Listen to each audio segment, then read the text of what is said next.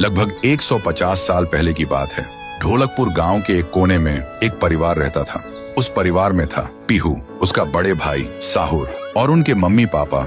एक सुबह पीहू और साहुर घर के बाहर खेल रहे थे और अंदर उनकी मम्मी किचन में खाना बना रही थी। वो थोड़ी जल्दी में थी और तभी अचानक उनके कपड़ों में आग लग जाती है। वो चीख चीख के चिल्लाने लगती हैं। पीहू और साहुर मम्मी की चीख सुनकर भागकर अंदर आते हैं और जैसे ही मम्मी को जलते हुए देखते हैं वो चिल्लाते हैं, पापा जल्दी आओ पापा। पापा भागकर आते हैं लेकिन मम्मी को बचाने के लिए जैसे ही हाथ बढ़ाते हैं उनके कपड़ों में भी आग पकड़ लेती है और कुछ ही सेकंड्स में दोनों जलकर राख हो गए। पीहू और साहुर सिर्फ देखते रह गए जैसे पूरी दुनिया ही खत्म हो गई हो।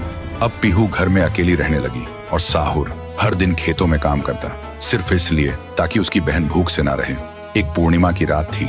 साहुर खेतों से काम करके घर लौट रहा था। तभी उसकी नजर जाती है एक घर की खिड़की पर। वो देखता है एक आदमी किसी का खून कर रहा था। ये देखते ही साहुर के पैर कांपने लगे और जैसे ही वो पीछे मुड़ता है एक और आदमी हाथ में खंजर लेकर खड़ा था। वो आदमी बिना कुछ कहे साहुर पर वार कर देता है। फिर गांव के लोगों को इकट्ठा करते हैं और वही आदमी चिल्लाता है, ये लड़का मेरे घर में घुसकर चोरी कर रहा था और जब मैंने रोका तो मुझे ही मारने की कोशिश की। अब आप लोग ही बताओ इसके साथ क्या किया जाए। गांव वाले गुस्से से भड़क उठते हैं और चिल्ला के कहते हैं, इसे उस पेड़ पे जिंदा उल्टा लटका दो। साहुर गिड़गिड़ाता है, मैं बेकसूर हूँ, मैंने कुछ नहीं किया।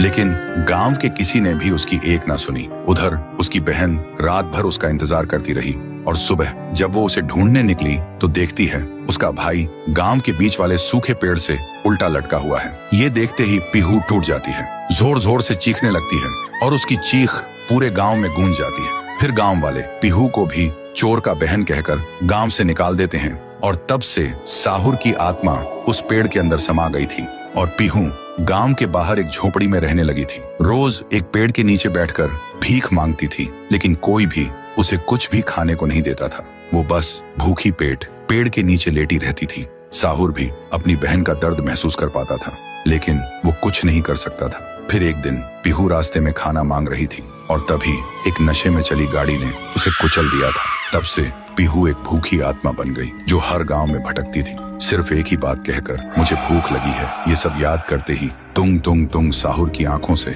आंसू टपकने लगते हैं और तभी उसे एक आवाज सुनाई देती है और बिना कुछ सोचे तुंग तुंग तुंग साहुरा उस सूखे पेड़ के अंदर से निकलता है और अंधेरे में सीधा उस आवाज की तरफ चल पड़ता है। तो दोस्तों, अगर आप चाहते हो कि अगले पार्ट में पीहू, गुड़िया और तुंग तुंग तुंग साहुर की पावर दिखाई जाए तो इस वीडियो को 2 लाख लाइक्स तक पहुंचाओ, तभी आएगा असली तांडव।